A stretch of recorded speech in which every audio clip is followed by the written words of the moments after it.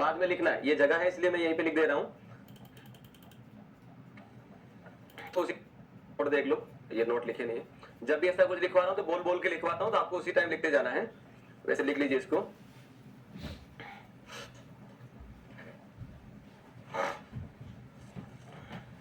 Okay, चलिए question भी दे देता हूं मैं एग्जांपल करके। क्वेश्चन क्या हो जाएगा, what is fixed end moment, what is fixed end moment.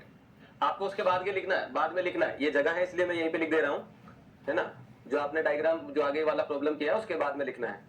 एक काम करो, उधर ही लिख देता हूं मैं, फटाफट लिखो इसको, नोट को।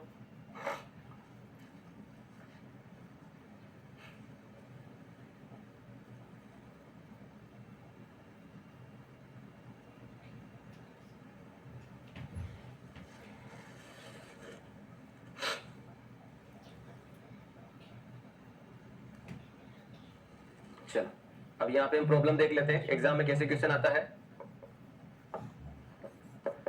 क्वेश्चन हो जाएगा, what is fixed end moment, what is fixed end moment develop at support A, eight support A for frame.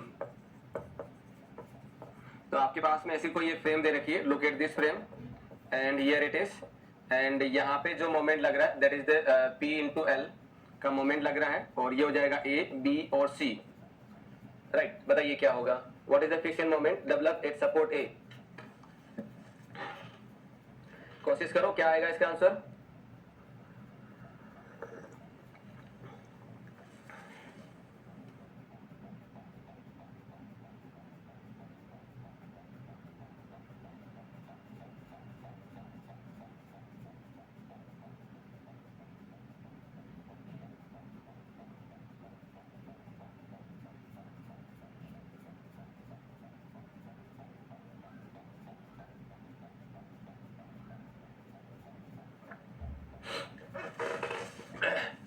चलिए, तो क्या होगा आंसर। मुझे जो पूछा गया वो क्या पूछा गया, मुझे पूछा गया कि भाई मेरे पास में यहाँ पे कितना मोमेंट डेवलप होगा, दैट इज द MA, ये वैल्यू मुझे निकालना है, और मुझे कंडीशन दे रखी है ऐसी। तो मुझे सबसे पहले क्या करना पड़ेगा, सबसे पहले यहाँ पे मोमेंट कितना आता है वो निकालना पड़ेगा, उसका आधा इधर कैरी हो जाएगा। तो यहाँ पे मोमेंट देखता हूं मैं M1, तो M1 कैसे निकलेगा, M1 निकलेगा DF into PL, DF into PL, DF किसका, OA मेंबर का, OA मेंबर का DF कितना आया वो इंटू PL। DF किसका हो जाएगा, DF हो जाएगा OA मेंबर का इंटू PL। तो DF OA कितना हो जाएगा, तो DF OA हो जाएगा stiffness of member KOA divided by total stiffness, divided by total stiffness. तो ये हो जाएगा DFOA is equal to 4EI by L, 4EI by L divided by total stiffness. तो टोटल में चारों जगह, तीनों जगह फिक्स है, तो 4EI बाई एल हो जाएगा। तो यहाँ पे हो जाएगा दैट इज, ये क्या हो जाएगा, ये हो जाएगा 4EI by L plus 4EI by L plus 4EI by L. तो ये आपके पास में आ जाएगा 1/3, ये आ जाएगा 1/3। तो M1 का जो वैल्यू निकला है वो आ जाएगा मेरे पास में दैट इज 1/3 इंटू PL। ये मोमेंट आएगा यहाँ पे, तो यहाँ पे मोमेंट कितना होगा, तो ये हो जाएगा दैट इज M1/2, यानी कि MA का जो वैल्यू हो जाएगा वो हो जाएगा दैट इज M1 कितना 1/3, तो ये हो जाएगा 1/2 इंटू 1/3 इंटू PL। तो ये आ जाएगा total MA is equal to PL/6। This is the answer, this is the answer.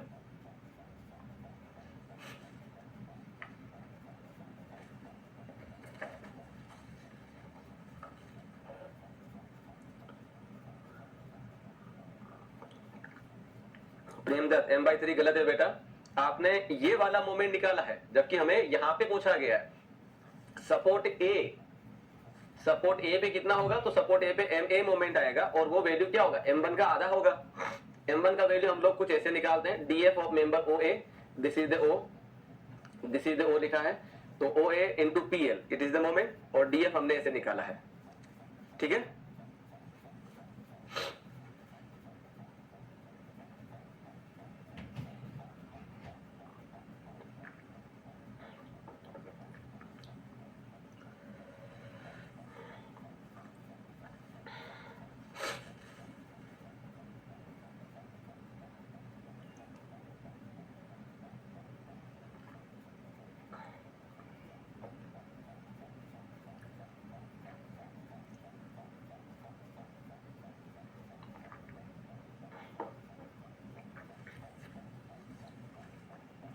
चलिए अब हम क्या करें, एक प्रॉब्लम बना लेते हैं मोमेंट डिस्ट्रीब्यूशन मेथड को लेके।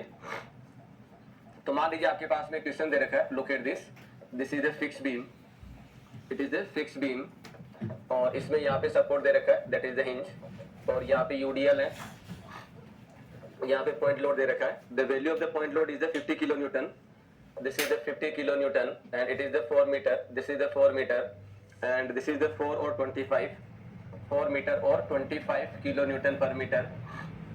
This is the A, this is the B, and it is the C. A, B and C. Now अब आपको सोल्व करना मोमेंट डिस्ट्रीब्यूशन मेथड से। तो मोमेंट डिस्ट्रीब्यूशन मेथड हो चाहे स्लोप डिफ्लेक्शन मेथड हो, पहला स्टेप हो जाएगा calculate fix end moment, calculate fix end moment, fixed end moment. पहला स्टेप क्या हो जाएगा, कैलकुलेट फिक्स एंड मोमेंट। तो फिक्स एंड मोमेंट कैलकुलेट करेंगे तो पहला हमारे पास में क्या होगा, 4 स्पान ए बी। पहला हम देख लेते हैं 4 span A B. A B के लिए अगर हम देखें सेंटर पॉइंट लोड है तो ये हो जाएगा M F A B is equal to minus P L by 8, तो ये हो जाएगा minus 50 into 8 by 8, so this value is the minus 50 K N M. Similarly M F B A is equal to plus का 50 K N M, plus का 50 K N M, ठीक है। M F B सी और M F सी ए क्या हो जाएगा, दूसरा हो जाएगा B for span B C के लिए, फॉर स्पान बी सी के लिए, तो ये हो जाएगा that is M F B C is equal to minus W L square by 12, so ये हो जाएगा that is minus 25 into L square, 4 का स्क्वायर बाई 12। तो जब आप सोल्व करेंगे तो this value is minus 33.33, minus 33.33 K N M, and ये हो जाएगा M F C B is equal to plus 33.33 K N M. Here it is, clear है। चलिए तो this is the step number 1। Last question repeat कीजिए, last वाले में क्या समस्या हो गई भाई, लास्ट वाले में क्या समस्या हो गई बताओ। है आपसे पूछा गया कि भाई ए पे कितना मोमेंट आएगा, ए पे कितना मोमेंट आएगा, तो भाई हमारे पास ये सारा करा तो है, यहाँ पे कितना मोमेंट आता है, तो यहाँ पे मोमेंट आएगा COM, इतना मोमेंट यहाँ पे आता है, तो ये कितना होगा M2/2, यानी कि यहाँ पे जो मोमेंट लगा वो मोमेंट का आधा इधर आएगा। ये मोमेंट कितना हुआ M2, M2 हम लोग निकालते हैं distribution factor into total moment, total moment ये रहा, ठीक है। ये किया हम लोग, यहाँ पे जितना मोमेंट लगा है उसकी वजह से इस जॉइंट पे कितना आएगा, तो डिस्ट्रीब्यूशन फैक्टर से मल्टीप्लाई करके यहाँ लिख दो, फिर इसका आधा इधर चला जाएगा, इसका आधा इधर चला जाएगा। वही चीज हमने करा है, हमसे पूछा गया यहाँ पे कितना मोमेंट आएगा, तो क्या करेंगे, ये जो मोमेंट आया है उसका कितना पार्ट यहाँ पे आएगा, तो वो आ जाएगा हमारे पास में M1। M1 कैसे निकालेंगे, डिस्ट्रीब्यूशन फैक्टर इस मेंबर का into moment P/L।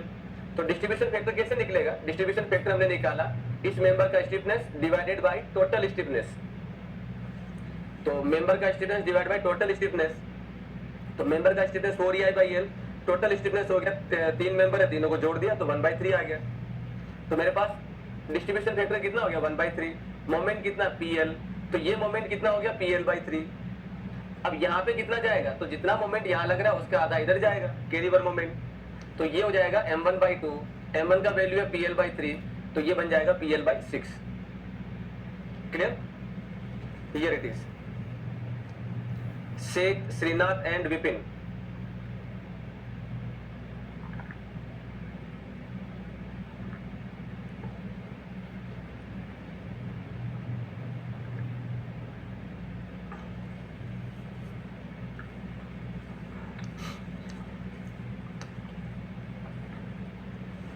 So this is the fixed end moment develop at support A, और इसे ऑब्जेक्टिव पूछे जाते हैं एग्जाम के अंदर ना। अब इसको अगर हमें मोमेंट डिस्ट्रीब्यूशन मेथड से सोल्व करना है या स्लोप डिफ्लेक्शन से करना है, so all we know that कि दोनों ही मेथड में पहला जो स्टेप होगा फिक्स एंड मोमेंट कैलकुलेट करने का होगा। स्लोप डिफ्लेक्शन में दूसरा स्टेप होता है, हम लोग स्लोप डिफ्लेक्शन इक्वेशन लिखते हैं, जबकि यहाँ पे आपको स्लोप डिफ्लेक्शन इक्वेशन नहीं लिखना है, यहाँ पे आपको कैलकुलेट करना है डिस्ट्रीब्यूशन फैक्टर। क्या कैलकुलेट करना है, डिस्ट्रीब्यूशन फैक्टर। तो स्टेप नंबर 2 क्या हो जाएगा, स्टेप नंबर 2 हो जाएगा calculate distribution factor, calculate distribution factor.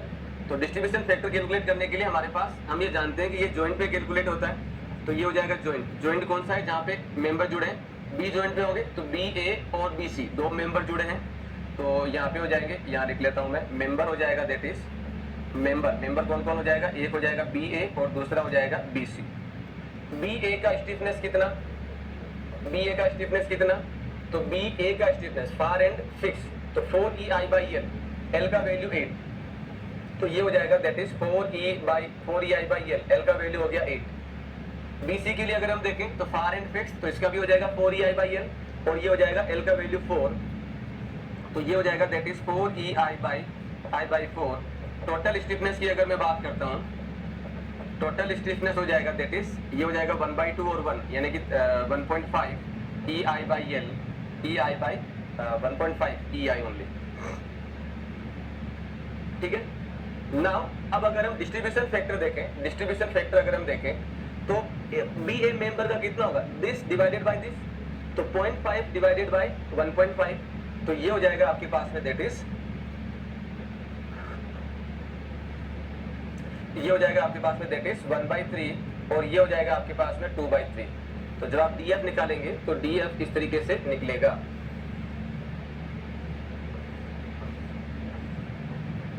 This is the DF। तो ये आपने रेस्पेक्टिव मेंबर का क्या कर लिया? DF निकाल दिया। नाउ तीसरा हो जाएगा फाइनल एंड मोमेंट कैलकुलेट करना। तीसरा हो जाएगा फाइनल एंड मोमेंट, सीधा फाइनल एंड मोमेंट पे आता है ये। तो तीसरा हो जाएगा final end moment, final and moment. तो फाइनल एंड मोमेंट की अगर मैं बात करता हूं, जिसमें आपको एक टेबल फॉर्मेट करनी है, टेबल फॉर्मेशन करना कैसे? तो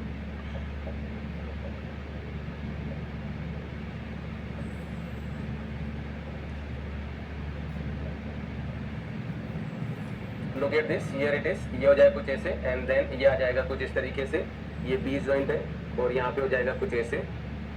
और मैं अपनी सहूलियत के लिए यहाँ पे बना देता हूँ कि ए के ऊपर फिक्स सपोर्ट है और बी के ऊपर फिक्स सपोर्ट है। मैं अपनी सहूलियत के लिए बना रहा हूँ ताकि मुझे समझ में आ जाए। ए और डी पे जो है वो क्या हो जाएगा? ए और सी पे फिक्स सपोर्ट है तो मैंने फिक्स सपोर्ट बना दिया, बी पे इंटरमीडिएट है।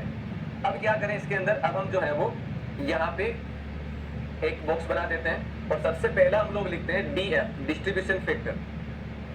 पहला हम लोग क्या लिखते हैं? डिस्ट्रीब्यूशन फैक्टर बी ए का, ये पॉइंट ए है, this is the B, this is the C. तो यहाँ पे अगर देखें तो बी ए का डिस्ट्रीब्यूशन फैक्टर कितना है? 1/3, तो यहाँ पे लिखो 1/3। बी सी का डिस्ट्रीब्यूशन फैक्टर कितना है? 2/3, तो ये हो जाएगा 2/3। This is the distribution factor. Now next हो जाएगा इसमें, नेक्स्ट क्या हो जाएगा? That is fixed end moment. Next हो जाएगा that is fixed end moment, fixed end moment. तो fixed end moment MFAB, MFBA, MFBC, MFCB, चारों फिक्स एंड मोमेंट को यहां पे लिखना है। तो यहां पे अगर मैं देखता हूं तो क्या हो जाएगा? तो फिक्स एंड मोमेंट देखता हूं तो MFAB माइनस का 50, MFBA प्लस का 50, तो ये हो जाएगा मेरे पास में माइनस का 50, ये हो जाएगा प्लस का 50। MFBC और MFCB यहां पे लिखेंगे, तो BC और CB का वैल्यू कितना? -33 और +33, तो ये हो जाएगा -33.33 और ये हो जाएगा प्लस का 33.33। ये आपको पहला और दूसरा पार्ट में ऐसा लिखना रहता है, राइट। जब मैं A और C की बात करूंगा तो वहां पे फिक्स सपोर्ट है, तो फिक्स सपोर्ट पे जो भी मोमेंट आ रहा है उसको कुछ नहीं करेंगे, एज इट इज रहने देंगे, कोई चेंजेस नहीं होगा। लेकिन जब मैं बी की बात करता हूं तो बी पे क्लॉकवाइज डायरेक्शन में 50 का लग रहा है, एंटी क्लॉकवाइज डायरेक्शन में -33.33 का लग रहा है। तो यहां पे अगर मैं अनबैलेंस मोमेंट देखता हूं तो अनबैलेंस मोमेंट आ जाएगा 16.67 का क्लॉकवाइज मोमेंट। यहां पे अनबैलेंस मोमेंट कितना है? अनबैलेंस मोमेंट ये आ जाएगा प्लस का 16.67 का मोमेंट। ये मोमेंट यहां पे बी जॉइंट को क्या कर रहा है? अनबैलेंस बना रहा है। तो क्या करेंगे हम लोग यहाँ पे? बैलेंसिंग मोमेंट, हम क्या करेंगे? बैलेंसिंग मोमेंट लगाएंगे, बैलेंसिंग मोमेंट लगाएंगे अपनी मर्जी से। ये अगर पॉजिटिव है तो मैं लगाऊंगा नेगेटिव का 16.67 का, ये मैंने अपनी मर्जी से लगाया है। अब इसी मोमेंट को इस पे और इस पे डिस्ट्रीब्यूट किया जाएगा बाय दिस फैक्टर। तो यहाँ पे अगर हम लिखेंगे तो नेक्स्ट हो जाएगा दैट इज, ये क्या हो जाएगा? ये हो जाएगा बैलेंसिंग मोमेंट, बैलेंसिंग मोमेंट। तो यहां तो कुछ नहीं होगा यहाँ पे, तो ये अनबैलेंस कितना था प्लस का, तो मैं माइनस साइन पहले ही लिख देता हूं, माइनस साइन पहले ही लिख देता हूं, दोनों जगह हो जाएगा। अब यहां पे कितना डिस्ट्रीब्यूट होगा, तो ये मोमेंट को इससे मल्टीप्लाई करके यहां लिख दो, इस मोमेंट को इससे मल्टीप्लाई करके यहां पे लिख दो, तो रेस्पेक्टिव मेंबर पे क्या हो रहा है, डिस्ट्रीब्यूट हो रहा है। तो यहां पे जब हम इसका वैल्यू लिखेंगे तो क्या हो जाएगा 16.67 into 1/3, so this value is 5.56, so ये आ जा रहा है 5.56 का मोमेंट। इसको मैं 2/3 से अगर करके करता हूं तो ये हो जाएगा 11.11। अगर दोस्तों मैं यहीं पे खड़े होकर अगर बात करूं, यहीं पे अगर खड़े होकर बात करता हूं तो क्या होगा, यहां पे आप किसी भी जॉइंट को देख लो वो पूरा बैलेंस है, किसी भी जॉइंट को।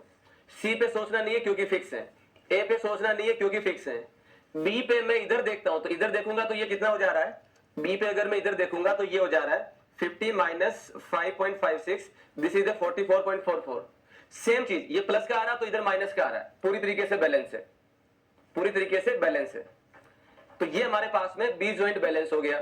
लेकिन हम ये जानते हैं कि जो मोमेंट हमने यहां पे डिस्ट्रीब्यूट किया है, यहां पे मतलब ये जो मोमेंट हमने यहां पे डिस्ट्रीब्यूट किया है, ये मोमेंट इधर कैरी होगा। कितना कैरी होगा वो डिपेंड करेगा फार एंड पे। अगर फार एंड फिक्स है तो भाई आधा कैरी होगा, और फार एंड हिंज है तो बिल्कुल भी कैरी नहीं होगा। ठीक है, तो यहां पे अगर हम देखेंगे दोस्तों, तो ये जो मोमेंट है, ये मोमेंट इधर कैरी हो जाएगा, इधर कैरी हो जाएगा COF से, जिसका वैल्यू हो जाएगा 1/2, और ये हो जाएगा कैरी COF से, दैट इज द 1/2 से। तो यहां पे क्या करो, इसको आधा कैरी कर दो,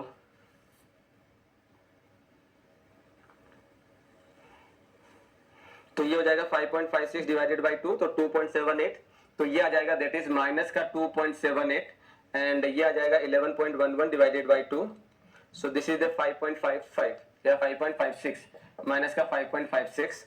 सो अब यहाँ पे सब कुछ आपके पास में जो है वो ओके हो गया, सब कुछ ओके हो गया। नाउ करना क्या है, अब आपको सीधा जोड़ देना है, फाइनल सीधा क्या कर देना है, सम कर देना है।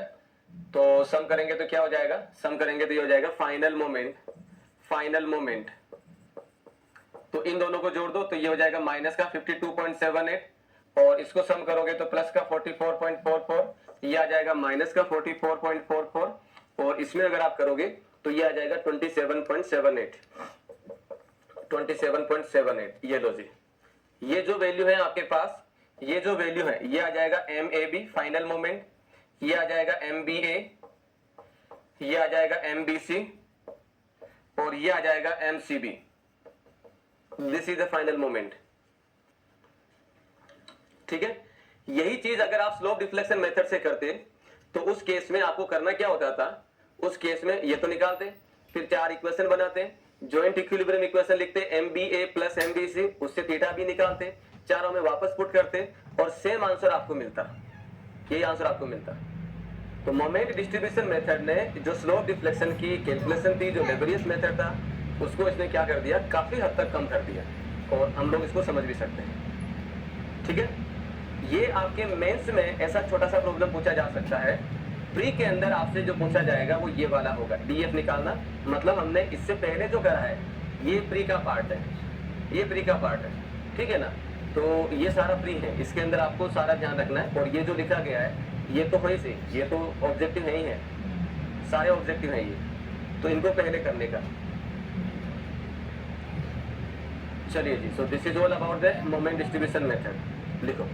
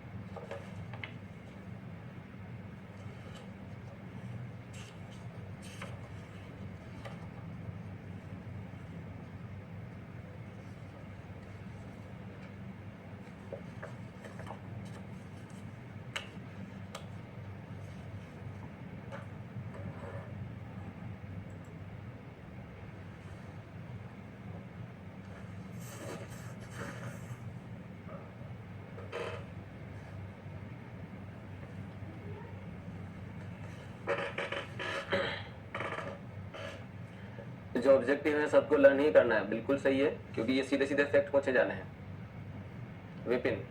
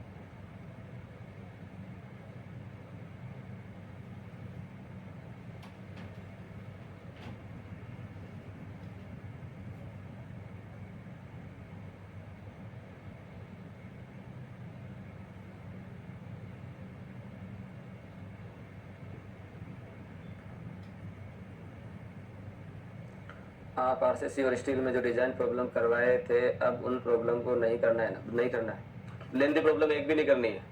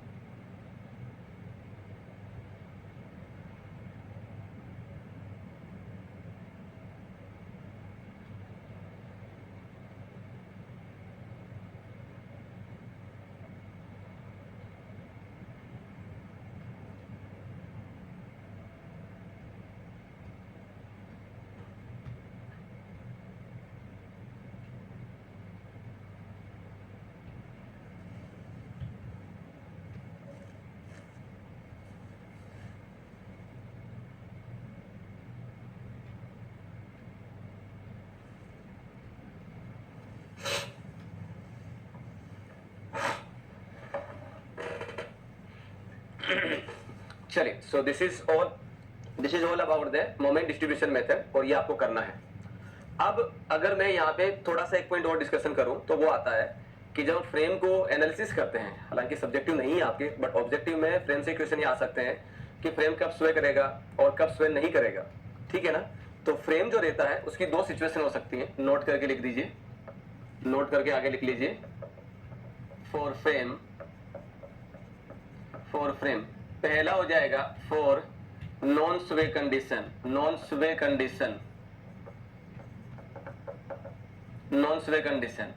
कंडीशन का मतलब क्या हो जाएगा, फ्रेम जो है जब आप उस पर लोड लगाएंगे तो फ्रेम जो है अपनी जगह बनी रहेगी, टिल्ट नहीं होगी।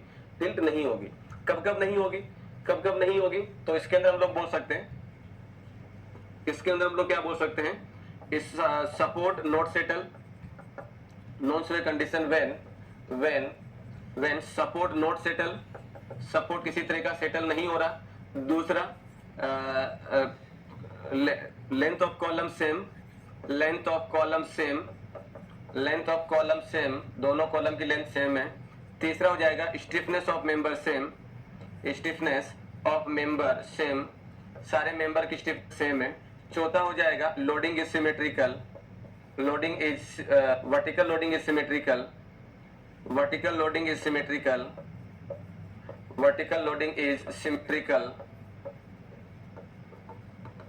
सिमेट्रिकल। चौथा हो जाएगा, पांचवा हो जाएगा net horizontal force is zero,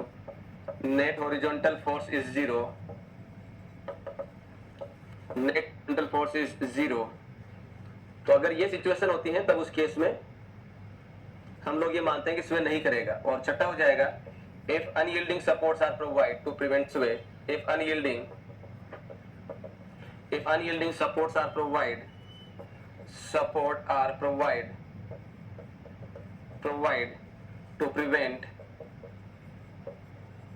to prevent sway। इसका मतलब हो गया कॉलम का लेंथ जो है वो सेम है, इसका भी एल है, इसका भी एल है। और मेंबर का स्टिफनेस अगर सेम बोलता हूं तो क्या हो जाएगा, मेंबर का स्टिफनेस सेम होने का मतलब 4EI/L, दोनों का 4EI/L हो गया, ये इसका डायग्राम हो जाएगा। एंड लोडिंग इज सिमेट्रिकल, यानी कि सेंटर के रिस्पेक्ट में अगर मैं देखता हूं तो लोडिंग सिमेट्रिकल है। नेट हॉरिजॉन्टल फोर्स जीरो का मतलब क्या हो जाएगा, जितना इधर लोड लग रहा है उतनी ही इंटेंसिटी का इधर लोड लग रहा है, तो इसमें स्वे नहीं करेगा, राइट। एंड देन लास्ट वाले की अगर हम बात करें तो लास्ट वाले में क्या होगा, अगर मेरे पास में सपोर्ट अनइवन है, लेकिन हमने क्या कर रखा है, यहाँ पे ऐसा सपोर्ट दे रखा है, तो ये क्या कर लेगा, ये इसको जो है वो प्रिवेंट कर देगा। तो अगर आपने ऐसा सपोर्ट लगाया है ये वाला इस फ्रेम के लिए, तो ये इसको स्वे को रोक देगा। So here are the condition in which frame जो है वो स्वे नहीं करेगा। लिखो,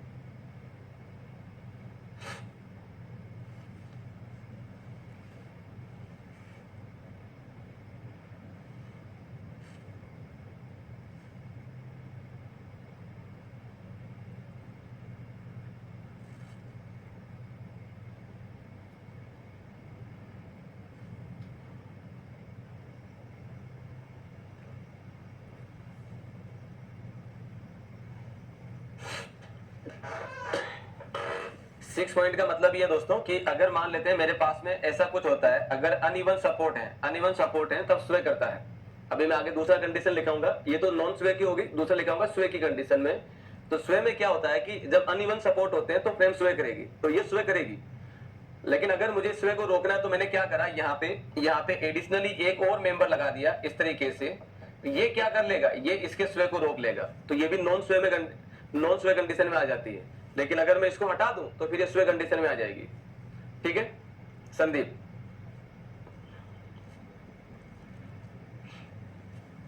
थर्ड पॉइंट सेम लिखना है या नहीं?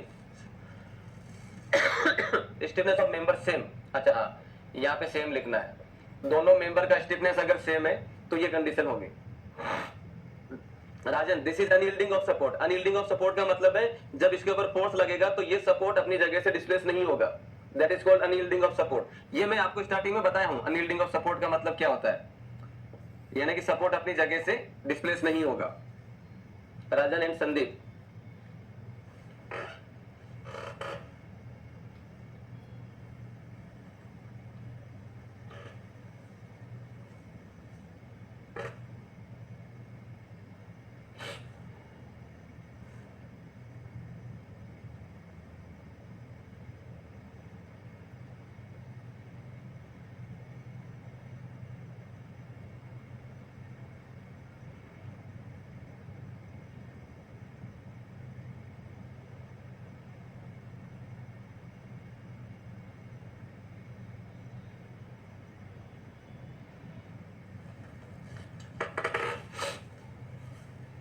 सो this is the condition 1 for the non स्वे।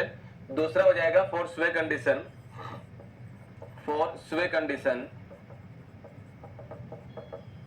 तो जो जो हमने यहां ऊपर लिखा है वो यहां पे नहीं होगा, वो यहां पे नहीं होगा। जैसे पहला बोल देते हैं सपोर्ट सेटल हो रहा है, लेंथ ऑफ मेंबर कॉलम का सेम नहीं है, स्टिफनेस सेम नहीं है, वर्टिकल लोडिंग सिमेट्रिकल नहीं है, नेट हॉरिजॉन्टल फोर्स जीरो नहीं है और अनयील्डिंग सपोर्ट नहीं दे रखा है। तो जो हमने यहाँ पे लिखा उसका उल्टा स्वे वाली कंडीशन में आ जाएगा। तो स्वे वाली कंडीशन में क्या हो जाएगा, net force, net horizontal force not zero, net horizontal force not zero, not zero. तब उस केस में क्या होगा, तब उस केस में हमारे पास में हो जाएगा कुछ ऐसे। तो यहाँ पे अगर हम देखेंगे इधर लोड लग रहा है तो इसका जो स्वे करेगा वो स्वे करेगा कुछ इस दिशा में, लेफ्ट टू राइट स्वे करेगा। ठीक है, नेक्स्ट हो जाएगा, दूसरा हो जाएगा length of column not same, length of column same और नॉट, सेम और नॉट, सेम भी हो सकता है और भी हो सकता है। And stiffness of member, and stiffness of member, stiffness of member not same, not same. हम क्या बोल रहे हैं, अगर कॉलम का लेंथ सेम हो भी सकता है और नहीं भी हो सकता, लेकिन हम ये बोल रहे हैं कि स्टिफनेस सेम नहीं है, स्टिफनेस सेम नहीं है, देन फ्रेम स्वे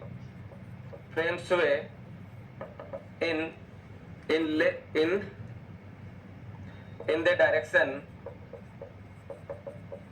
in which less stiffness occur,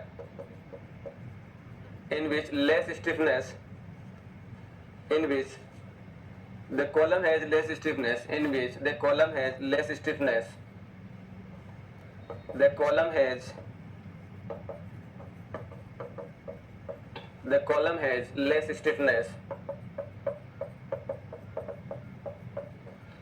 less stiffness. ठीक है, तो यहाँ पे अगर हम बात करें तो क्या कंडीशन हो जाएगा, लुक एट दिस, सपोज करिए ऐसा कुछ है और यहाँ पे मैंने दे दिया कुछ ऐसे, तो मैं ये जानता हूँ इसका हो जाएगा 4EI/L, इसका हो जाएगा 3EI/L। तो इसका स्टिफनेस कम है तो इसमें जो स्वे करेगा वो क्या करेगा, लेफ्ट टू राइट स्वे करेगा, इसमें हो जाएगा लेफ्ट टू राइट स्वे, बिकॉज ये लेस स्टिफ मेंबर है, लेस स्टिफ मेंबर है। तीसरा हो जाएगा loading is not symmetrical, vertical loading is not symmetrical, vertical loading is not symmetrical, vertical loading is not symmetrical। तब उस केस में क्या होगा, सपोज करिए ये आपके पास में कोई भी एक स्ट्रक्चर दे रखा है और इसकी अगर मैं बात करता हूं तो क्या हो जाएगा, यहाँ पे ये सेंटर ऑफ द मेंबर है, सेंटर ऑफ द फ्रेम है और हमने जो लोडिंग लगा रखा है वो ये लगा रखा है, हमने लोडिंग कुछ ऐसे लगा रखा है। तब उस केस में ये जो स्वे करेगा वो क्या करेगा, ये स्वे करेगा, इसका मोमेंट जो हो जाएगा, मोमेंट क्या होगा, इधर की साइड मोमेंट होगा, इधर की साइड मोमेंट होगा और इधर की साइड मोमेंट होने से क्या हो जाएगा, ये फ्रेम कुछ इस दिशा में राइट टू लेफ्ट में स्वे करेगी। ठीक है, तो ये हो जाएगा आपके पास में इस तरीके से, लिखिए। तो ये स्वे की कंडीशन है जो आपको ध्यान रखना है।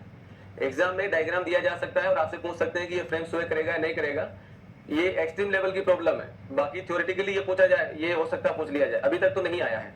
ठीक है ना।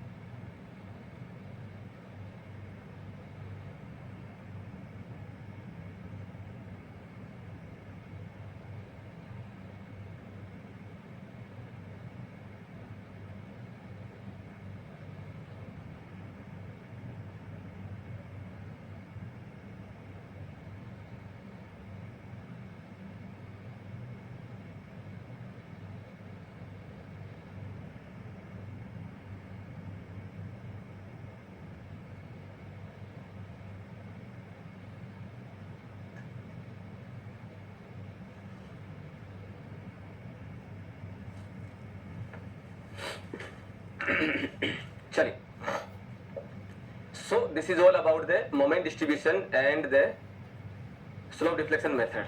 Now the theoretically जो आपका लास्ट टॉपिक है that is called arches and cable.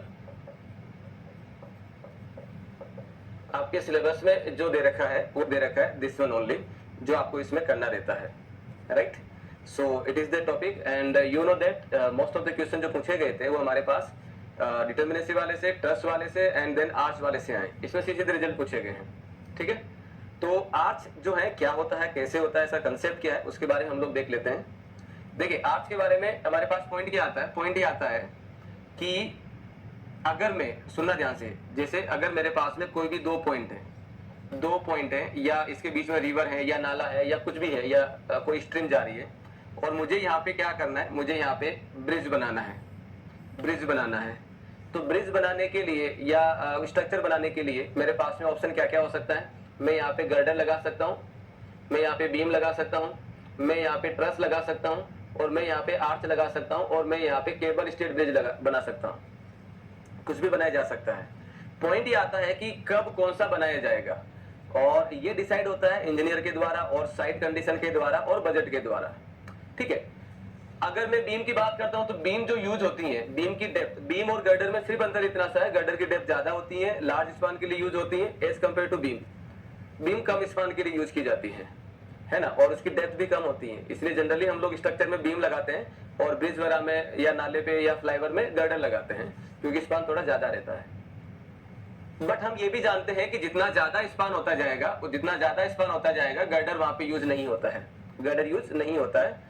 और उस केस में हम लोग जो स्ट्रक्चर बनाते हैं वो बनाते हैं ट्रस को लेके हम लोग बनाते हैं। लेकिन ट्रस के अंदर भी हमारे पास ये समस्या रहती है कि अगर हम इसमें बहुत ज्यादा, एक हद से ज्यादा स्पान नहीं दे सकते, ब्रिज ट्रस की बात कर रहे हैं, राइट। देन अगर हमें सेम स्पान के लिए ट्रस भी लगाना है और सेम स्पान के लिए अगर मैं कोई दूसरा स्ट्रक्चर अगर सोचूं तो माय डियर फ्रेंड्स मेरे पास में बेस्ट अल्टरनेट जो मिलता है वो आर्च वाला मिलता है। आर्च जो होता है वो इन दोनों के रिस्पेक्ट में बहुत कम बेंडिंग मोमेंट लेता है, कैसे अभी हम देखेंगे। पहली चीज ये, दूसरा आर्च ज्यादा स्पान के लिए, लॉन्गर स्पान के लिए यूज किया जा सकता है। जैसे हम लोग ये चिनाब नदी पे कश्मीर में जो बन रहा है, एशिया का शायद सबसे बड़ा रेलवे ब्रिज है, चिनाब नदी पे जो बन रहा है वो आर्च काइंड ऑफ ब्रिज ही बन रहा है। तो आर्च का जो यूज है वो हम लोग बेंडिंग मोमेंट को रिड्यूस करने के लिए कर सकते हैं। बेंडिंग मोमेंट रिड्यूस होगा तो दिखती सी बात है कि वहां पे आपको कम मटेरियल लगाना होगा और हेवी लोड ट्रांसफर हो जाएगा। सो आर्च बेटर देन होता है बीम और गर्डर के रिस्पेक्ट में। कैसे बेटर होता है, अगर मैं इसको कंपेयर करूं, अगर मैं इसको कंपेयर करता हूं तो क्या होगा। सपोज करिए ये मेरे पास में कोई भी एक बीम सेक्शन है, look at this is the beam section, same beam section, और इसी स्पान के लिए दिस इज द एल, और इसी स्पान के लिए अगर मैं देखता हूं तो मेरे पास में मैंने आर्च लगा रखा है, here it is the arch, right. और स्पान इसमें भी वही एल है, स्पान इसमें भी वही एल है। अगर मैं इस पे मान लेता हूं कहीं लोड लगा देता हूं P, तो यहाँ पे रिएक्शन आ जाएगा RA, यहाँ पे रिएक्शन हो जाएगा RA, और मैंने किसी भी क्रॉस सेक्शन पे अगर बेंडिंग मोमेंट लिखना तो वो हो जाएगा, सेक्शन की डिस्टेंस मैंने ले ली x, सेक्शन की डिस्टेंस मैंने ले ली x, तो दिस इज x, और इस पॉइंट की C पॉइंट पे बेंडिंग मोमेंट लिख रहा हूं मैं, तो यहाँ पे रिएक्शन की अगर मैं बात करूंगा तो रिएक्शन क्या हो जाएगा, रिएक्शन हो जाएगा दिस इज RA, और यहाँ पे रिएक्शन हो जाएगा HA, और ये यहाँ की हाइट हो जाएगी y। Same span same loading, same span same loading, but हम लोग स्ट्रक्चर जो है वो हमारे पास अलग है। पहले वाले में बीम है, दूसरे वाले में मेरे पास आर्च है। तो माय डियर फ्रेंड्स अगर मैं यहाँ पे बेंडिंग मोमेंट का इक्वेशन लिखूंगा तो क्या लिखा जाएगा, दैट इज mx, मैं m लिख देता हूँ, m is equal to R A into X. इस क्रॉस सेक्शन पे मोमेंट यानी कि इस सेक्शन पे जो मोमेंट आएगा वो यही होगा। अगर मैं इस जगह अगर मोमेंट लिखता हूं तो इक्वेशन क्या बनेगी, यहाँ पे अगर मैं मोमेंट लिखता हूं तो mx की इक्वेशन बनेगी R A into X minus H A into Y, minus H A into Y, हाँ या ना। यानी कि सेम स्पान के लिए अगर मैं बीम लगाता हूं तो इतना मोमेंट लगेगा, उसी जगह बीम की जगह अगर मैं आर्च लगा दूं तो भाई मेरे पास में R A into X minus H A into Y होगा। तो मैं इस आर ए इंटू एक्स को क्या लिख देता हूं m, तो यहाँ पे मैं क्या लिख देता हूं m, यहाँ पे मैं क्या लिख देता हूं m, तो m x हो जाएगा that is m minus H A into Y, H A into Y. यानी कि आर्च में जो बेंडिंग मोमेंट आता है, आर्च में जो बेंडिंग मोमेंट आता है बीम के बेंडिंग मोमेंट से इतना वैल्यू लेस आता है। आर्च में जो बेंडिंग मोमेंट आएगा बीम के बेंडिंग मोमेंट से इतना वैल्यू लेस आता है। तो जब बेंडिंग मोमेंट लेस हो गया तो इट इज वेरी ऑब्वियस कि वहां पे मटेरियल कम लगना है और कॉस्टिंग ऑफ स्ट्रक्चर कम हो जाएगा। तो arch is better than the beam because for the same loading or same span, arch give the less bending moment of amount of h into y, of amount of h into y। ठीक है, तो ये इसलिए use किया जाता है। दूसरा arch का यूज होता है लॉन्ग स्पान पे बेंडिंग मोमेंट को रिड्यूस करने के लिए, वही हम लोग यहाँ पे देखे हैं। क्लियर हो गया। तो पहला पॉइंट लिखो, इसमें पहला पॉइंट लिखिए, arch can be use to reduce the arch can be use to arch can be used to reduce the arch can be used to reduce the bending moment in long span structure in long span structure arch can be used to reduce the bending moment in long span structure दूसरा point लिखिए दूसरा point bending moment at any section in arch bending moment at any section in arch is bending moment at any section in arch is smaller than bending moment at any section in arch is smaller than that of beam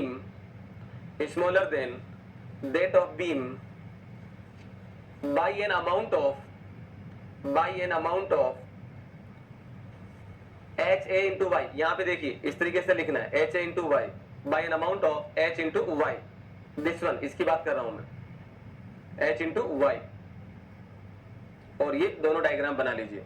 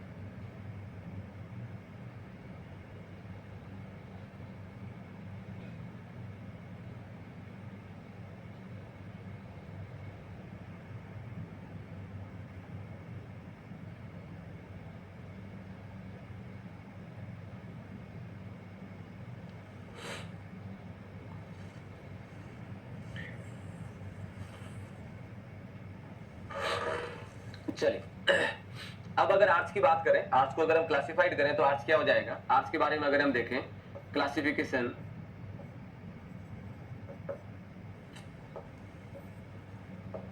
या type of arch की अगर हम बात करें, type of arch जो है वो हो जाएगा, आर्च जो रहता है दोस्तों वो बेसिकली दो टाइप का रहता है। पहला हो जाएगा 2 हिंज और 3 हिंज आर्च। सो 2 हिंज और 3 हिंज आर्च की अगर हम बात करें तो ये हो जाएगा, यहाँ पे हिंज लगा है, यहाँ पे हिंज है और यहाँ पे हिंज है।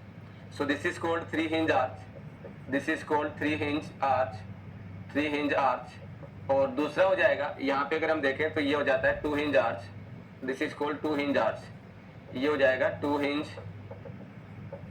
Hinge arch. ठीक है, अगर मैं 3 हिंज आर्च की बात करता हूँ तो 3 हिंज आर्च में क्या हो जाएगा, यहाँ पे एक रिएक्शन, यहाँ पे दो रिएक्शन, यहाँ पे एक और यहाँ पे दो, तो इसका ds अगर हम निकालें तो ये हो जाएगा R E minus R R, क्योंकि यहाँ पे ये हो जाएगा बेंडिंग मोमेंट 0 इस जगह, तो ये हो जाएगा रिएक्शन हो जाएगी 4 -3 -1, तो ds is equal to 0। R R का वैल्यू यहाँ पे बना है, आर आर इक्वल टू 1 कौन सा है, ये बेंडिंग मोमेंट सी पॉइंट पे 0, ये सी पॉइंट मान लेते हैं, दिस इज द ए और बी। तो 3 हिंज आर्च जो होता है ये डिटरमिनेट आर्च भी कहलाता है। 3 हिंज आर्च जो होता है वो क्या होता है, डिटरमिनेट आर्च भी होता है, और डिटरमिनेट आर्च के लिए एनालिसिस करना आसान है, सीधे तरीके से हम लोग कर सकते हैं। 2 हिंज आर्च के लिए अगर मैं देखता हूं तो 2 हिंज आर्च में क्या हो जाएगा, यहाँ पे रिएक्शन, यहाँ पे रिएक्शन, यहाँ पे और यहाँ पे रिएक्शन, तो ये हो जाएगा ds is equal to R E minus R, तो ये हो जाएगा 4 - 3, तो ds is equal to 1, ds equal to 1, तो ये हो जाएगा इनडिटरमिनेट बाय 1 डिग्री। ये क्या हो जाएगा, ये हो जाएगा हमारे पास that is indeterminate by 1 degree, indeterminate by 1 degree, 1 degree. ठीक है। दूसरा आर्च का जो कर्व होता है, दूसरा अगर मैं कर्व देखता हूं, कर्व ऑफ आर्च, ये जो आर्च का कर्व होता है, ये कर्व जो है कैसा भी हो सकता है, दिस आर्च में भी ये जो कर्व होगा दिस में भी पैराबोलिक, पैराबोलिक हो सकता है, दूसरा सर्कुलर हो सकता है, सर्कुलर हो सकता है, तीसरा आर्क टाइप हो सकता है, आर्क टाइप, आर्क टाइप हो सकता है, ठीक है, एंड कॉम्बिनेशन हो सकता है, एंड कॉम्बिनेशन हो सकता है, कॉम्बिनेशन,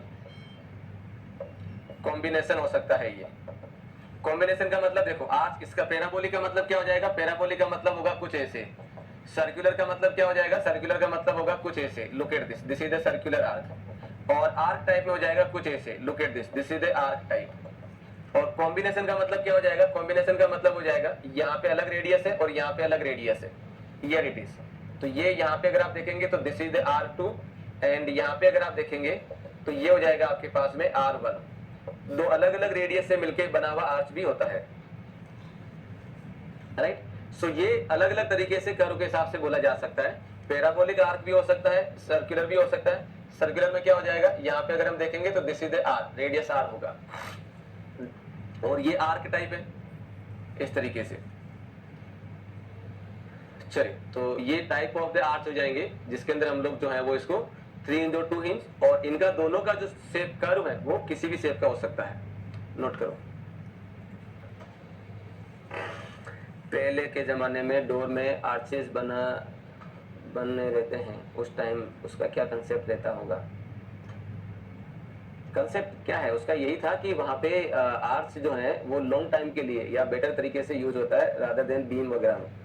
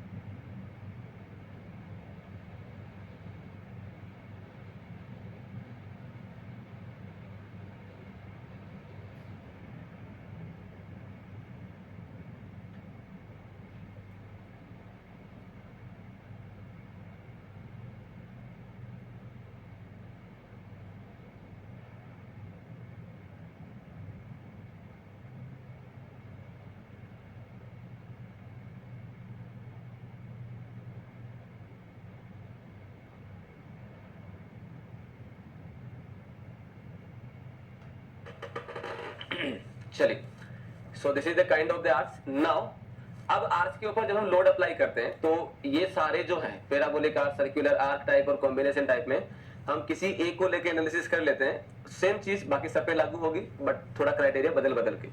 ठीक है, तो पहला अगर हम एनालिसिस करें तो हो जाएगा, पहला हो जाएगा 3 hinge parabolic arch subjected to, पहला हो जाएगा 3 hinge parabolic arch, 3 hinge parabolic arch, parabolic arch subjected to UDL all over span, UDL all over span, UDL all over span। यानी कि अगर मैं इसमें बात किया जाए तो क्या हो जाएगा, this is the parabolic arch, this is the parabolic arch, कुछ ऐसे होगा, here it is, this is the parabolic arch. ठीक है, और इसके अंदर ये जो लाइन होती है इस लाइन को बोला जाता है स्प्रिंग लाइन। इसको क्या बोलते हैं, स्प्रिंग लाइन, इसको बोलते हैं स्प्रिंग लाइन। और इसके दोनों के बीच का जो डिस्टेंस होता है, इसके बीच का जो डिस्टेंस होता है उसको बोला जाता है स्पान ऑफ द आर्च। ये हो जाएगा span of arch, span of arch. Centre की जो हाइट होती है ये जो है ये हो जाएगा क्राउन, ये होता है क्राउन। और सेंटर की जो हाइट होती है ये हो जाएगा आपके पास में, that is called small H. और ये दिया जाता है राइज ऑफ आर्च, ये दिया जाता है rise of arch, rise of arch. This is called maximum rise, maximum rise होता है। और आर्च पे जो लोडिंग अप्लाई किया जाता है, आर्च पे जो लोडिंग अप्लाई किया जाता है ऑलवेज वर्टिकल होता है, ऑलवेज वर्टिकल होता है। कुछ ऐसे, आप ऐसे लोडिंग नहीं लगा सकते, ऐसे लोडिंग नहीं लगता, इस तरीके से लोडिंग नहीं लगेगा। हम लोडिंग अप्लाई करेंगे ऐसे, ठीक है ना। तो ये हो जाएगा W अप्लाइड, ये क्या हो जाएगा W, ये हो जाएगा loading, loading always perpendicular to, always perpendicular, always perpendicular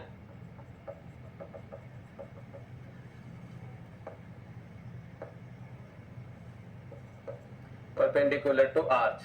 तो ये आर्च के हमेशा परपेंडिकुलर लगता है ये, ठीक है।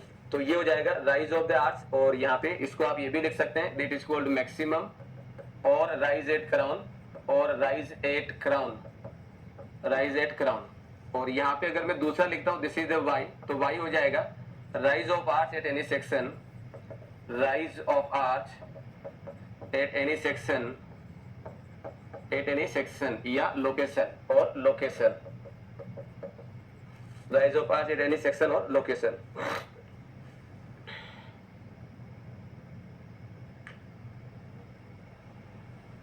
तो पहले तो ये नोटेशन लिख लो फटाफट।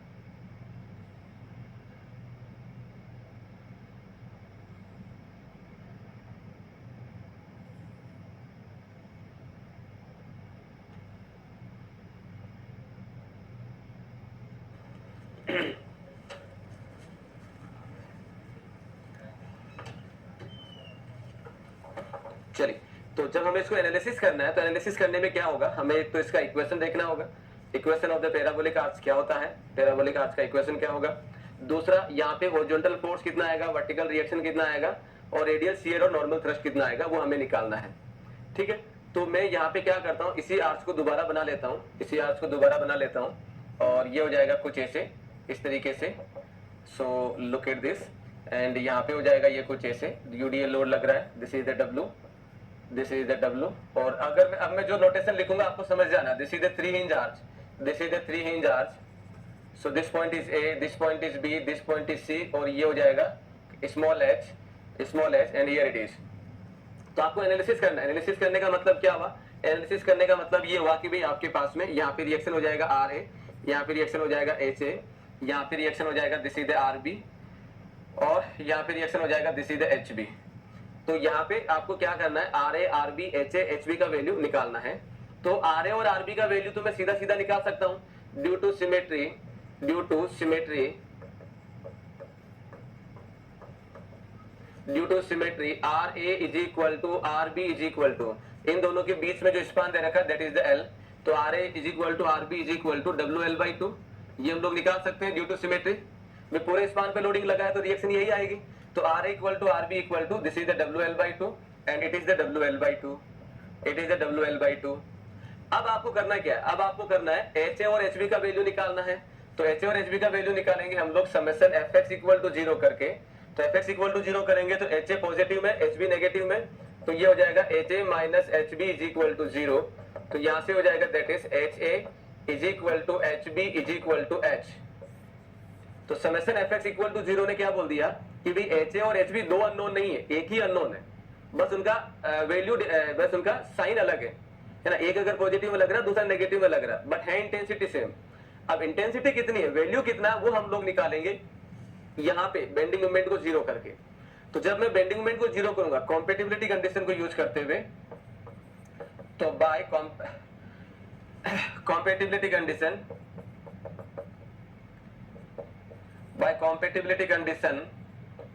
क्या हो जाएगा, that is B M C is equal to zero. यहाँ पे बेंडिंग मोमेंट क्या हो जाएगा, जीरो हो जाएगा। तो मैं लेफ्ट हैंड साइड या राइट हैंड साइड दोनों में से किसी एक साइड को लेके मोमेंट जीरो करा देता हूं, किसी एक साइड को लेके मोमेंट जीरो करा देता हूं।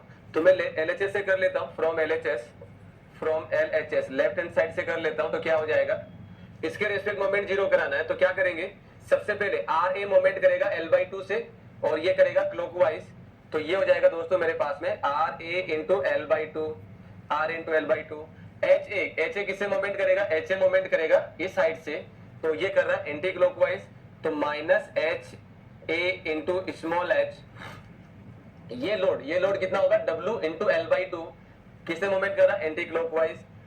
तो ये हो जाएगा minus W into L by two into one by four, यानी कि L by four is equal to zero. Value put कर देते हैं, आर ए का value W L by two, तो ये हो जाएगा W L by two into L by two. H A का वैल्यू एच होता है तो minus capital H into small H minus W L square by eight. तो यहाँ पे जब आप सोल्व करेंगे तो क्या हो जाएगा, W L square by four minus W L square by eight. तो ये हो जाएगा आपके पास में दैट इज एच का वैल्यू हो जाएगा W L square by eight into small H, eight into small H. उसको उधर भेज के हम लोग इसमें वैल्यू लिख सकते हैं। सो this is the horizontal thrust, this is the horizontal thrust at the support. और यही वैल्यू आपको याद रखना है, जितने भी आपके क्वेश्चन पूछे गए हैं एसएससी जेईएन में, वो यही पूछे गए अलग अलग शेप के लिए, अलग अलग लोडिंग के लिए, 2D 2 इंच आर्च के लिए और 3 इंच आर्च के लिए। तो जो मैं स्टैंडर्ड रिजल्ट की आपको बात कर रहा हूं, दिस इज द रिजल्ट। लगभग सारी बीम के लिए, सारी आर्च के लिए, चाहे वो 2 इंच आर्च हो या 3 इंच आर्च हो, उसके लिए वैल्यू याद होना चाहिए। ठीक है, तो ये हो जाएगा आपके पास में horizontal thrust at the support.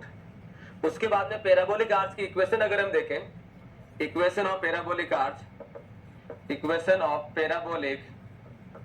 Parabolic arch, तो इसकी इक्वेशन अगर हम देखेंगे तो ये हो जाएगा y is equal to 4h upon L,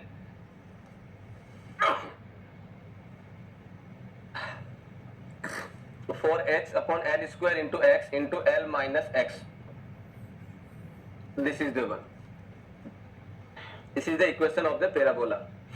चलिए तो लिखिए इसको, फिर आगे बढ़ते हैं।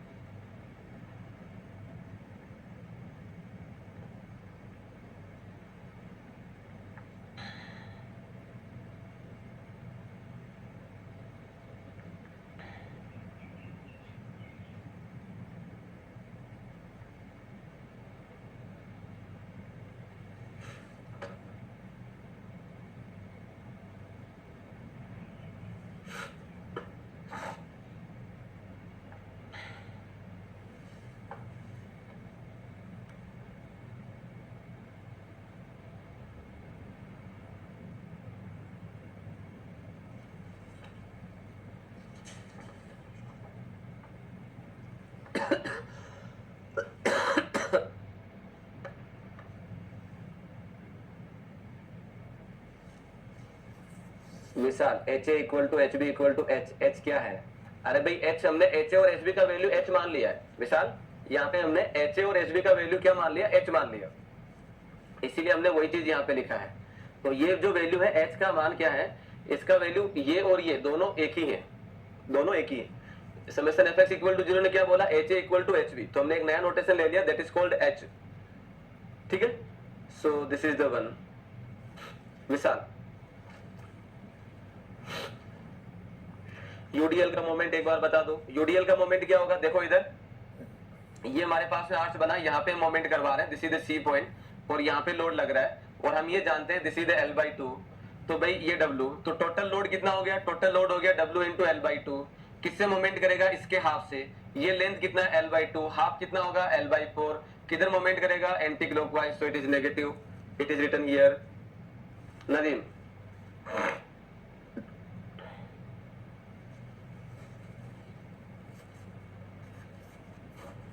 ठीक है, चलिए, so here it is.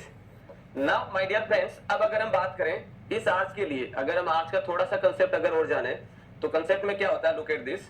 Arch की अगर हम बात करें तो आर्च कुछ इस तरीके से बना हुआ होता है।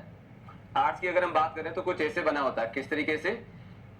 यहाँ पे देखो, यहाँ पे क्या रहता है? यहाँ पे हॉरिजॉन्टल पार्ट रहता है, एंड देन ये रहेगा इसके अंदर, ये रहता है कुछ स्टेपर्ड फॉर्म के अंदर। यहाँ पे ये जो ब्लॉक लगे होते हैं कुछ इस तरीके से लगे होते हैं, टेपर टाइप में, इस तरीके से। Look at this, look at this, उल्टे बन गए।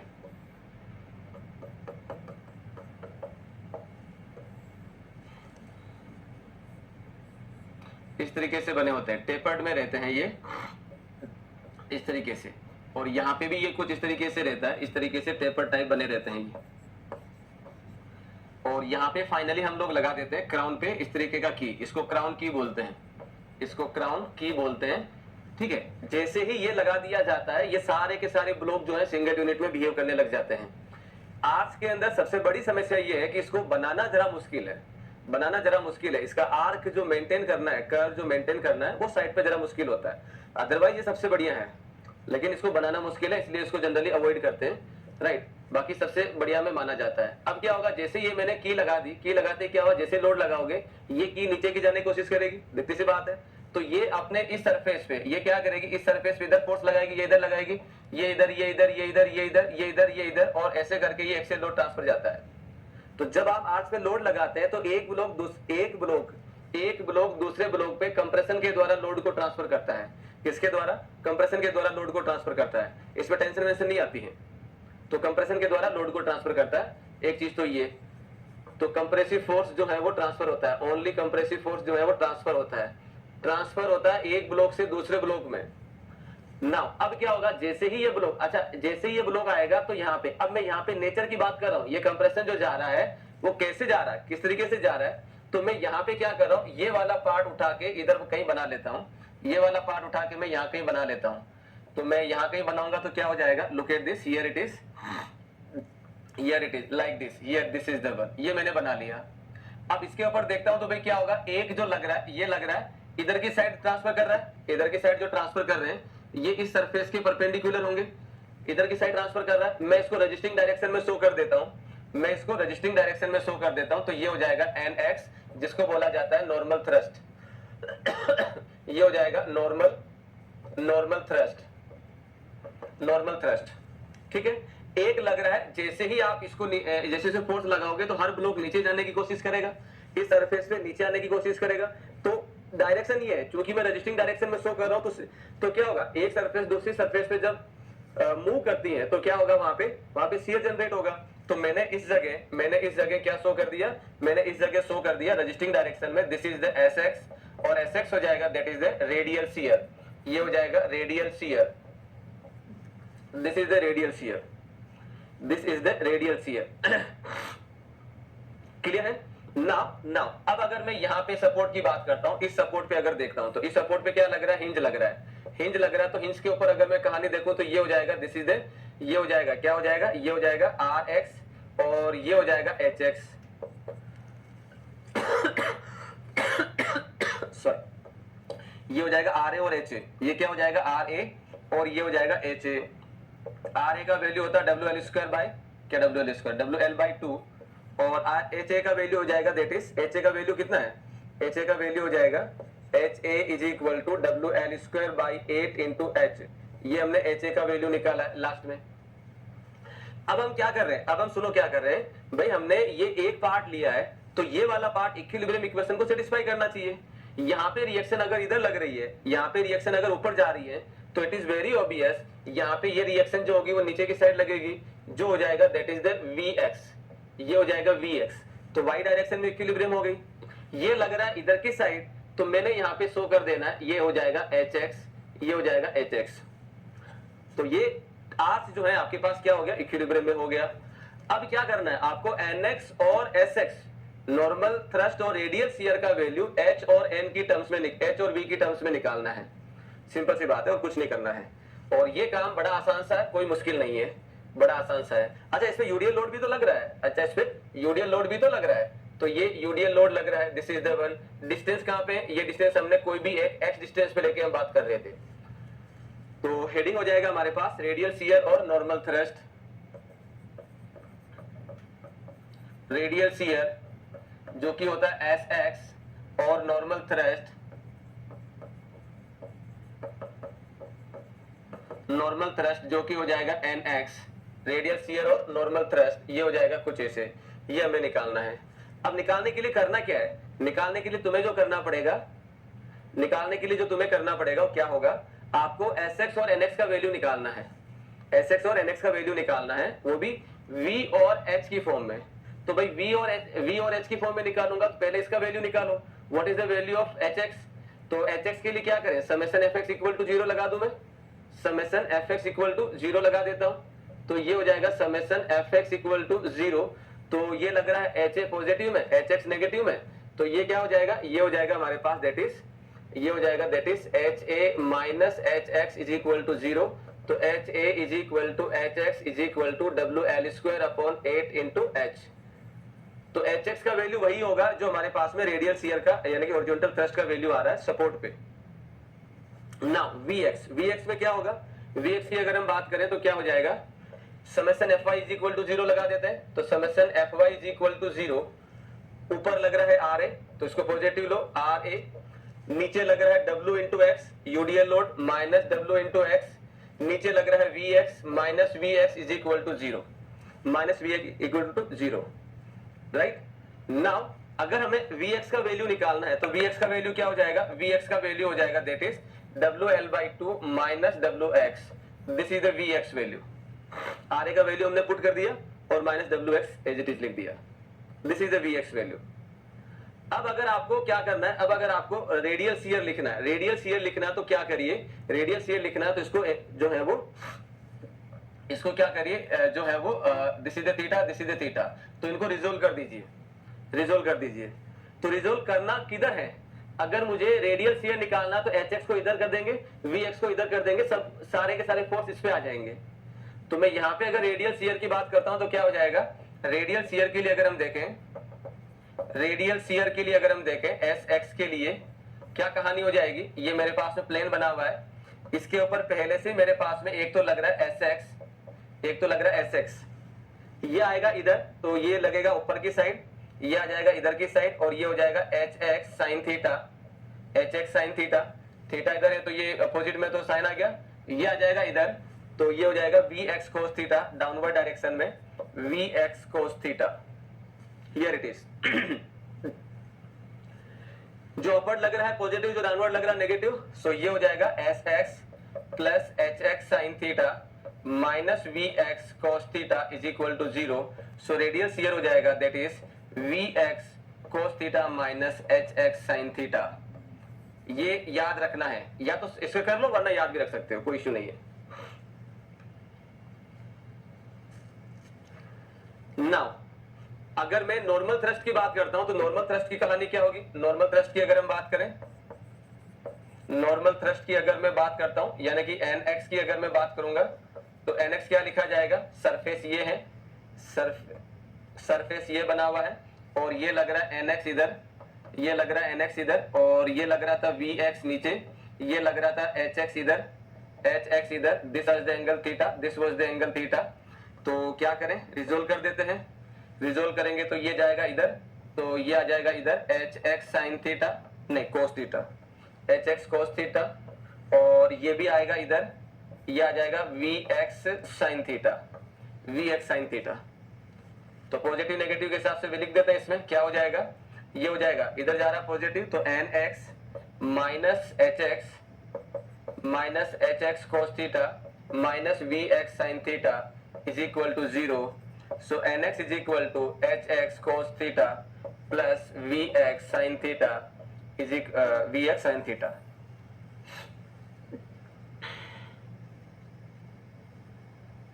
Clear? So this is the normal, this is the radial shear and it is the normal thrust. It is the normal thrust.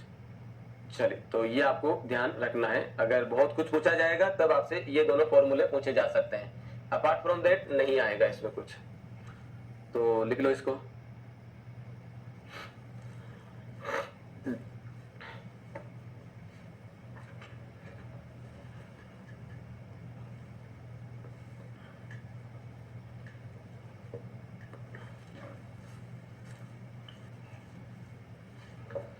Before moving the next part, एक चीज आप लोगों से discussion करनी है। कल क्लास मॉर्निंग में 8 o'clock कर सकते हैं, 8 o'clock मॉर्निंग के अंदर हम लोग कर सकते हैं क्लास 8 AM पे। 1 घंटे की, 1-1.5 घंटे क्लास चाहिए होगी and then the course will finish.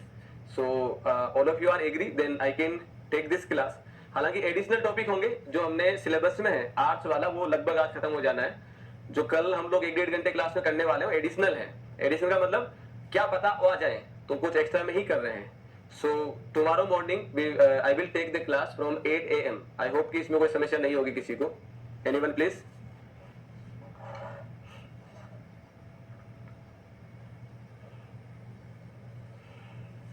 ठीक है, 8 बजे से ये जो है 9-9:15 या हार्डली 9:30 तक खत्म हो जाना है।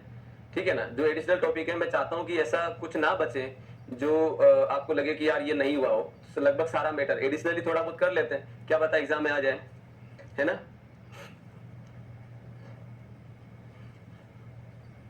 Everyone answer please, everyone answer please.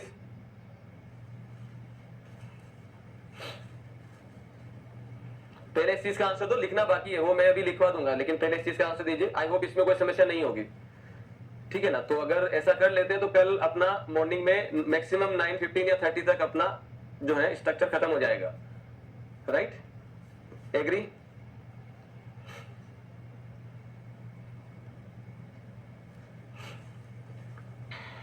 अगर सब लोग एग्री हो तो मैं इसको कर लेता हूं। एंड अगर जैसे मान लो कोई और लेक्चर चल रहा है तो उसका टाइम जो है या उसका जो लेक्चर है आप लोग आधा घंटा 1 घंटा वापस सुन सकते हैं, या इस क्लास को भी आप दोबारा सुन सकते हैं। It will be on the live format, recorded format में रह जाएगा, ठीक है ना। तो जैसे पॉलिटी की क्लास वगैरह चल रही है तो आप लोग उसको, no problem no problem. Suraj it can be manage, it can be managed. Everyone answer please, it can be managed. Suraj, आपको छोड़ के बाकी लगभग सारे एग्री हैं। No problem. Normal class, normal class देखिए ये जो है मैं इसलिए ले रहा हूं ताकि आपका मॉर्निंग में खत्म हो जाए एंड देन आप जो है वो बाकी आपका जो भी चल रहा है उसमें आप कंटिन्यू में रह सकें, और इसमें कोई समस्या नहीं होनी चाहिए। ओके है, हाँ स्ट्रक्चर में इतना ही टॉपिक है भाई।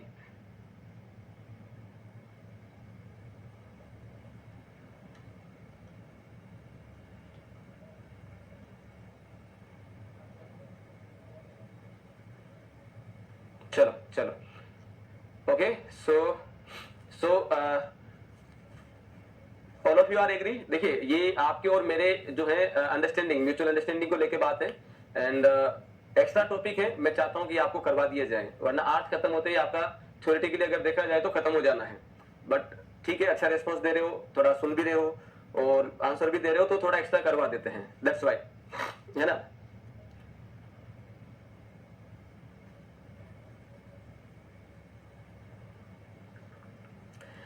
कौन सा सब्जेक्ट शुरू होगा, क्या होगा, जो आपके पॉलिटी वाले सर हैं वो आपको बता देंगे कि भाई इसके बाद में टेक्निकल में कौन सा लगना है, वो आप कर दिया जाएगा। बाकी मेरा जो है वो 8 बजे हम लोग रख रहे हैं, इट्स फाइनल नाउ। एंड आपका जो पॉलिटी का क्लास है या मेरा क्लास, जो भी आपको लगे जिसमें आपको ज्यादा उसमें है, अगर आप मेरा क्लास बाद में सुनना चाहें तो सुन सकते हैं। 8 बजे मैं आऊंगा, हालांकि काफी लोग एग्री हैं, so we will continue that class. और या फिर आप पॉलिटी का क्लास 1 घंटे का जो है बाद में चला के सुन लीजिएगा, जो आपको सही लगे। सो कल 8 o'clock स्ट्रक्चर का ही क्लास शुरू होगा और 1.5 hour ये 1-1.5 घंटे का क्लास होगा, जिसमें हम लोग जो है थोड़ा बहुत एडिशनल देख लेते हैं, और आपको कोई समस्या है किसी टॉपिक में तो उसको बता देते हैं। Then the course will finish now, no problem, continue.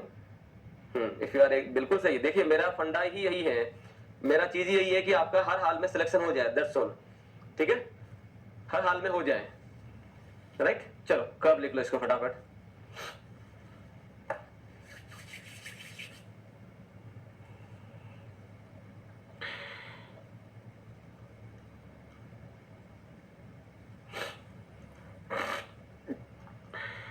No problem, continue. Okay, तो कल 8 बजे क्लास होगा मेरा, दैट्स ऑल।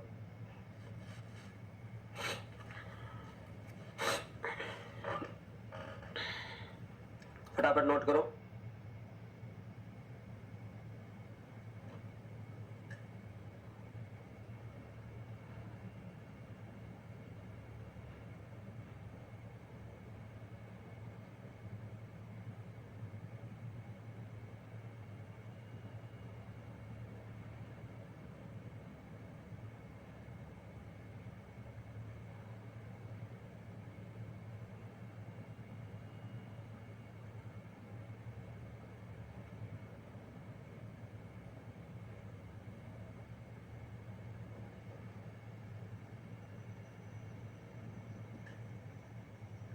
हाँ जी नदीम, बोलिए।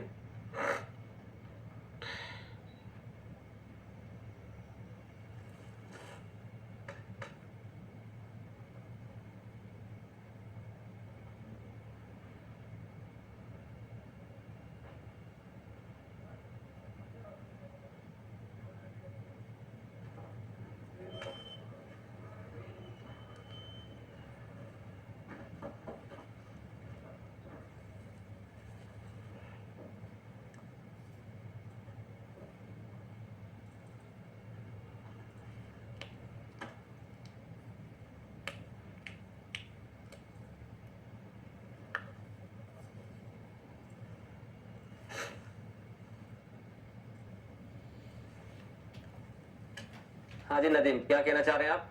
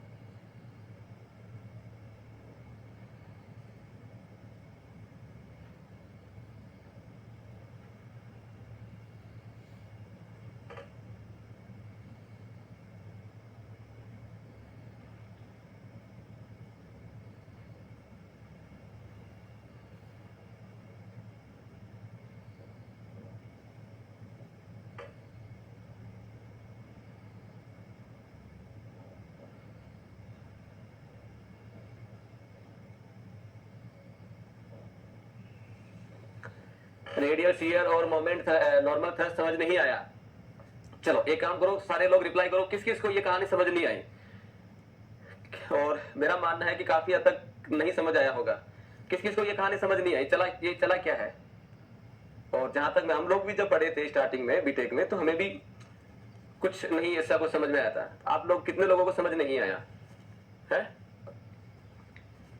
कितने लोगों को समझ नहीं आया? टिल मी।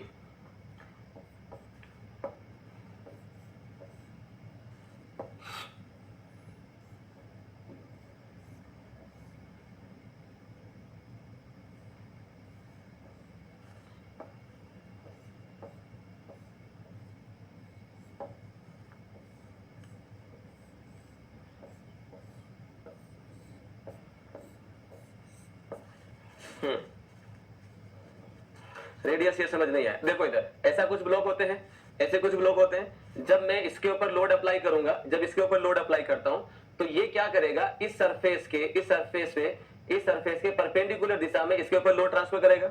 ये वाला इस सरफेस के इस दिशा में यानी इस डायरेक्शन में लोड ट्रांसफर करेगा इसके ऊपर, ये वाला इसके ऊपर ट्रांसफर करेगा, ये वाला इसके ऊपर ट्रांसफर करेगा। ठीक ऐसे ही इधर ये वाला इस पे करेगा, ये वाला इस पे करेगा, ये वाला इस पे करेगा। ये तो हम लोग कंप्रेशन की बात कर रहे हैं, एक दूसरे से ट्रांसफर करता जा रहा है। ये जो है ना डायरेक्शन, ये नॉर्मल थ्रस्ट ही है। This is called normal thrust, this is called normal thrust. ये उधर की साइड है जिधर की साइड लग रहा है, ये जिधर की साइड लग रहा है। अब अगर मैं इसी को उठा के यहां बना दूं, ये वाला सरफेस अगर मैं बना दूं, तो मैं इसको रजिस्टिंग डायरेक्शन, अपोजिट डायरेक्शन में शो करूंगा, तो ये हो जाएगा nx। ये एक्चुअल डायरेक्शन है, मैंने इसको अपोजिट डायरेक्शन में शो किया। ये तो क्लियर। दूसरा अगर हम देखें तो जैसे ही मैंने लोड लगाया, ये ब्लॉक क्या करेगा, नीचे की साइड आने की कोशिश करेगा, तो ये इस दिशा में, इस डायरेक्शन में एसएक्स देगा, नीचे की डायरेक्शन में। लेकिन अगर मैं इसको रजिस्टिंग डायरेक्शन में शो करूंगा, तो इस सरफेस के ऊपर क्या होगा, इस डायरेक्शन में एसएक्स लगेगा, एसएक्स लगेगा। ये रेडियल शियर हो गया। तो यहाँ पे जो हो रहा है ना, उसी चीज को मैंने अपोजिट यानी कि रिवर्स डायरेक्शन में शो किया है। अब हम ये जानते हैं कि भाई हमारे पास इसके ऊपर जो लोड लग रहा है, यहाँ पे यूडीएल लोड है और ये हमने कोई x डिस्टेंस ली है, यहाँ पे रिएक्शन लग रहा है RA और यहाँ पे रिएक्शन लग रहा है HA। सेम चीज हमने यहाँ पे शो कर दिया, दिस इज द RA और this is the HA, this is HA। Clear. Now what, अब हमें इस बॉडी को इक्विलिब्रियम में रखना है। इक्विलिब्रियम में रखना, तो ये ऊपर लग रहा है, ये इधर लग रहा है, तो सेम चीज को हम लोग यहाँ पे क्या कर लेते हैं, ये लगा देते हैं HX। डायरेक्शन इधर ही क्यों, क्योंकि HA लग रहा है इधर, ये लग रहा है ऊपर, तो ये हो जाएगा नीचे VX। यूडीएल पहले से लग रहा है। अब इसी को रिजोल्व करें, ये एंगल थीटा, ये एंगल थीटा, बस ये लो रिजोल्व कर लो। एक तो नॉर्मल थ्रस्ट की डायरेक्शन में और एक रेडियल शियर की डायरेक्शन में लिख दो। तो जब मैं रेडियल शियर की डायरेक्शन में अगर इसको रिजोल्व करूंगा तो क्या हो जाएगा, ये वाला इधर आएगा, तो थीटा इधर है, तो इधर क्या आ जाएगा, साइन थीटा, तो ये हो जाएगा VHX साइन थीटा। ये आएगा इधर, तो ये आ जाएगा VX cos थीटा, क्योंकि cos थीटा इधर है। और यही चीज हमने यहाँ पे लिखी है, ये देखो VX cos theta, HX sin theta और SX पहले से लगा है। रेडियल नॉर्मल थ्रस्ट की डायरेक्शन में देखें तो नॉर्मल थ्रस्ट में क्या होगा, ये जाएगा इधर, तो ये आ जाएगा इधर HX cos थीटा, ये इधर थीटा इधर है, तो ये आ जाएगा इधर की साइड VX sin थीटा। ये दोनों एक दिशा में, ये अपोजिट दिशा में, तो ये चीज हमने इधर लिखा है। ये देखो बस, और कुछ नहीं लिखा है, this is one only. Note करिए।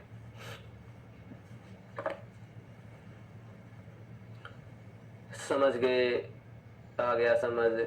जस्ट हाफ एन आवर बाद दूसरा क्लास स्टार्ट होगा। ओके ओके, चलो एक काम करते हैं, तो ये लिख लो, इसके बाद में क्लास होल्ड कर लेते हैं। बाकी कल 8 बजे exact 8 o'clock I will start the class and 1.5 hour में अपना मैटर फिनिश हो जाना है। तो इसको नोट कर लीजिए, देन द क्लास को हम लोग यहाँ पे होल्ड कर देते हैं, नो इश्यू।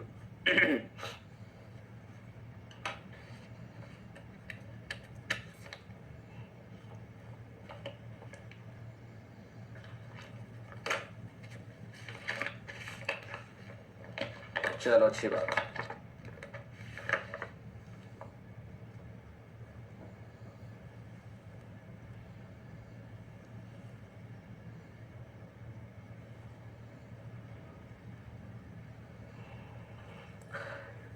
चलिए, तो आप इसके बाद कौन सी क्लास है, देखो इसमें आपको बोला गया है कि 11:30 से 2 PM हाईवे स्टार्ट होगा आपका। 11:30 से 2 PM हाईवे स्टार्ट होगा कल से। रिपीट कर देता हूँ, 8 o'clock से मेरा क्लास शुरू होगा and it's around 9:30 we will finish and then after 11:30 से आपका हाईवे स्टार्ट होगा, 11:30 से 2।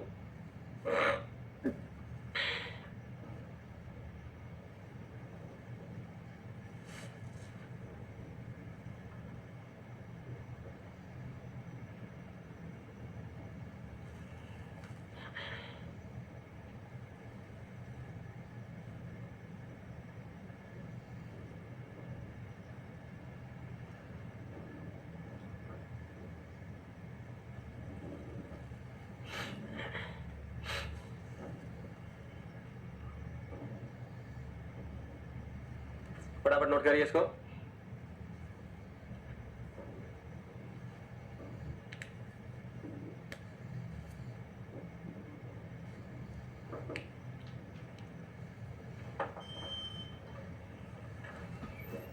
चलिए सो इस क्लास को यही होल्ड करते हैं. We will resume this class by tomorrow morning 8 o'clock and the tomorrow will the subject will end.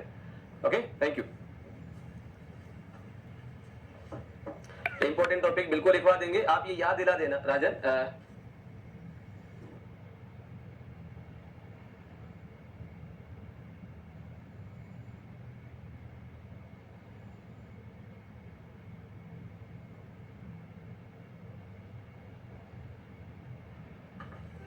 ठीक है, तो क्लास में बता दीजिएगा कि क्या बोलते हैं, क्या करवाना इंपॉर्टेंट टॉपिक वगैरह. I will explain that. Okay, thank you.